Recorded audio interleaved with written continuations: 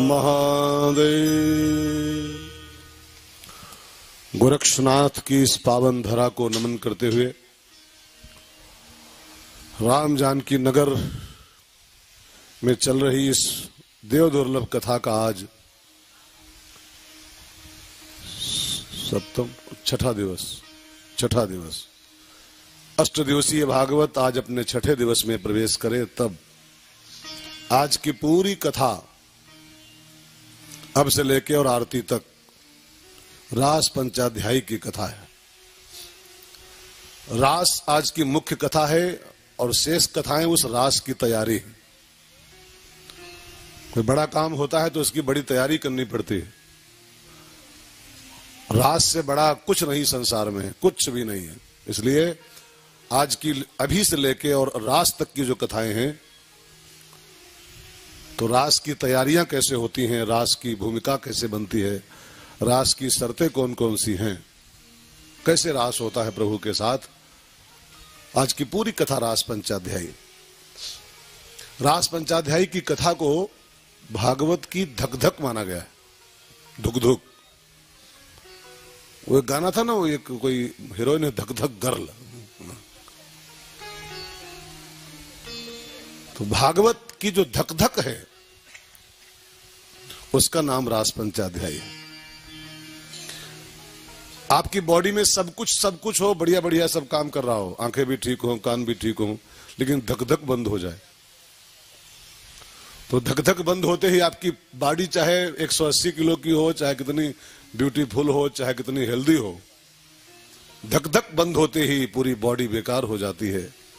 ऐसे रास पंचाध्यायी की कथा अगर ठीक से ना सुनी जाए तो पूरी भागवत जैसे एक डेड बॉडी की तरह फिर रह जाएगी। तो आज हम लोग अभी तक भागवत की बॉडी को देख रहे थे, आज हम लोग सीधे भागवत की धक धक में प्रवेश करने चले हैं। पूरे मनोभाव के साथ आज की इस कथा को हम लोग श्रवण करेंगे। लेकिन सबसे पूर्व में जान लिया जाए कथा के पहले ही, व्हाट मीन्स रास। रास किसको कहते हैं? केवल एक नाच गाने के कार्यक्रम को रास मानना कि वो गोपियां थी, कन्हैया थे और कुछ डांस वांस हुआ था, ये इस कथा का तिरस्कार है। रास भागवत का प्राण ऐसे नहीं माना गया है कि वो खाली डांस नाच गाना हुआ था। रास माने परमात्मा का एक नाम है, रसानाम समूहम। परमात्मा माने जिसके भीतर एक ऐसा समुच्चय, एक ऐसा समूह जहां पर समस्त रस इकट्ठा हो गए हों, उसको परमात्मा कहते हैं। और उस रस समूह में हम शामिल हो जाएं, उस परमात्मा से हमारा एकीकरण हो जाए, उस परमात्मा से हमारा सामंजस्य स्थापित हो जाए। बिल्कुल और खुला खुला बोलूं तो जीव और ब्रह्म का मिलन हो जाए, इसको रास कहते हैं।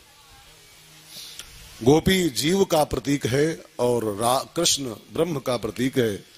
ब्रह्म और जीव मिले, बस यही इस रास का उद्देश्य है, यही इस रास का आध्यात्मिक अर्थ है। और एक बात जान लो, कोई भी चीज जब तक कोई भी चीज संसार की हो, जब तक अपने उद्गम स्थान में नहीं पहुंचती है, वो शांति नहीं पा सकती। नदियों को देखो आप, सारी नदियों का, सारे पानी का जो उद्गम है वो समुद्र है, समुद्र।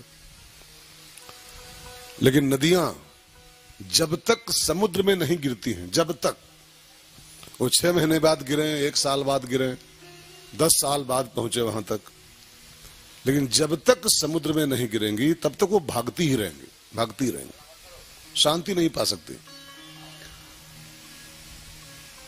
सरिता जल जलनिधि में हो जाए, रामायण की एक चौपाई किष्किंधा कांड की, जो आजकल मेरी तैयारी का विषय है, उसकी तैयारी में लगा हुआ हूं। अभी मेरी अगली कथा है वो किष्किंधा कांड पर केवल है, 9 दिन की। तो उसी में इसमें मैं घूम रहा हूं गली गली में। तो आज ही मैं एक चौपाई पढ़ रहा था, किष्किंधा कांड की चौपाई। सरिता जल जलनिधि में हो जाई, होय अचल, जिम जीव हरि पाए।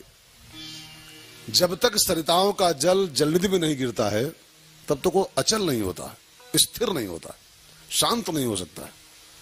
और वही भागती भागती नदी जब समुद्र में जाके मिलती है ना, बिल्कुल शांत हो जाती, स्थिर हो जाती, अचल हो जाती।